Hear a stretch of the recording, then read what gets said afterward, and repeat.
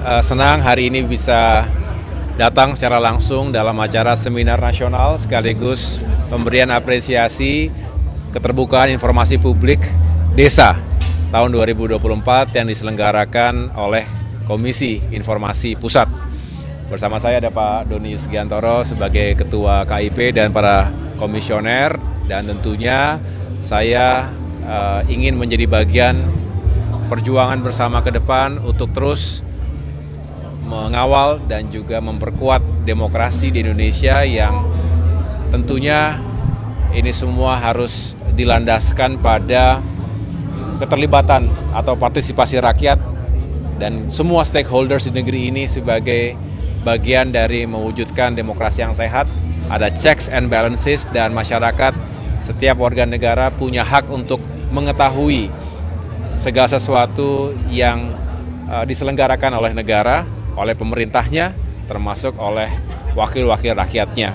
Ini penting karena dengan keterbukaan informasi yang dijalankan secara bertanggung jawab di era digital yang kita tahu juga banyak sekali informasi yang juga tidak jarang terjadi disinformasi atau misinformasi, bahkan bisa memecah belah sesama anak bangsa. Oleh karena itu, kita semua harus tergerak untuk menghadirkan keterbukaan ini kepada masyarakat. Dalam konteks pembangunan infrastruktur dan pembangunan kewilayahan yang menjadi portfolio Kemenko yang sedang saya pimpin saat ini tentu juga penting, karena infrastruktur ini juga akan menjadi milik seluruh rakyat. Oleh karenanya dalam proses perencanaan dan pembangunan itu benar-benar bisa ikut dikawal, bahkan diketahui progresnya oleh masyarakat kita. Dan tentunya kita senang kalau dari proses ini bisa hadir masukan-masukan, feedback, bahkan kritik yang membangun, yang konstruktif, disampaikan dengan cara yang baik, maka sangat bagus bagi pemerintah untuk bisa mendengarkan aspirasi rakyat secara langsung. Begitu. Cukup? Kalau korelasi keterbukaan informasi dan demokrasi, saya gimana? Bagaimana? Antara keterbukaan informasi dan demokrasi Ya, gimana? sangat erat hubungannya. Demokrasi yang sehat itu dilandasi sekali lagi oleh partisipasi masyarakat, karena dari rakyat, oleh rakyat, untuk rakyat. Rakyat harus terlibat dalam segala proses, bukan hanya saat pemilihan. Yang kita baru saja ikuti 2 hari yang lalu, pilkada serentak seluruh Indonesia, juga pemilu misalnya. Itu adalah hak politik, hak memilih yang memang juga melekat pada setiap warga negara yang memiliki hak tersebut.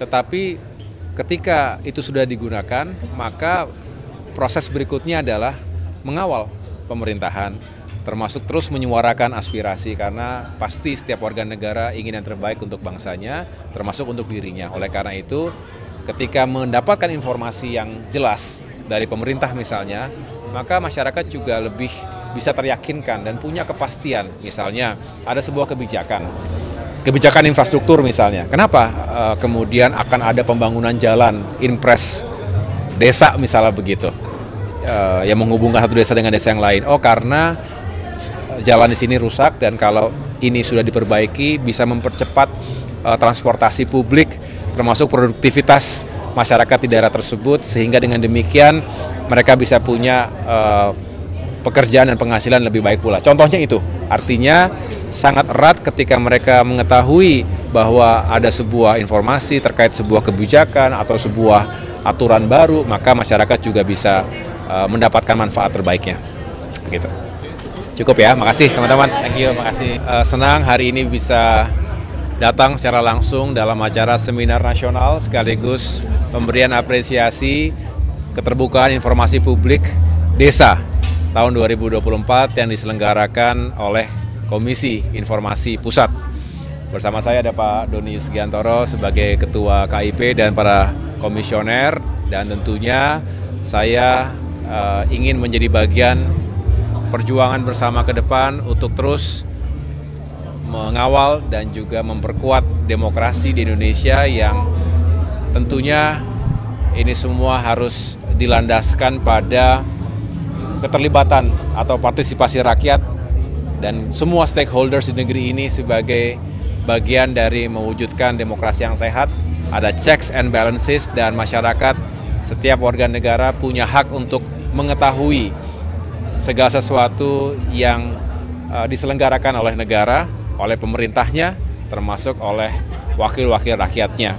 Ini penting karena dengan keterbukaan informasi yang dijalankan secara bertanggung jawab di era digital yang kita tahu juga banyak sekali informasi yang juga tidak jarang terjadi disinformasi atau misinformasi, bahkan bisa memecah belah sesama anak bangsa. Oleh karena itu, kita semua harus tergerak untuk menghadirkan keterbukaan ini kepada masyarakat.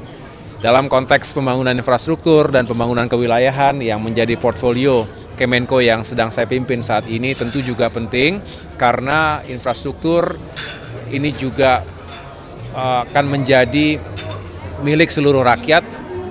Oleh karenanya dalam proses perencanaan dan pembangunan itu benar-benar bisa ikut dikawal, bahkan diketahui progresnya oleh masyarakat kita. Dan tentunya kita senang kalau dari proses ini bisa hadir masukan-masukan, feedback, bahkan kritik yang membangun, yang konstruktif, disampaikan dengan cara yang baik, maka sangat bagus bagi pemerintah untuk bisa mendengarkan aspirasi rakyat secara langsung.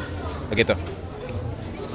Cukup? Kalau korelasi keterbukaan informasi dan demokrasi, Mas Ahaye gimana? Bagaimana? Antara keterbukaan informasi dan demokrasi Ya. gimana? Sangat erat hubungannya. Demokrasi yang sehat itu dilandasi sekali lagi oleh partisipasi masyarakat, karena dari rakyat, oleh rakyat, untuk rakyat.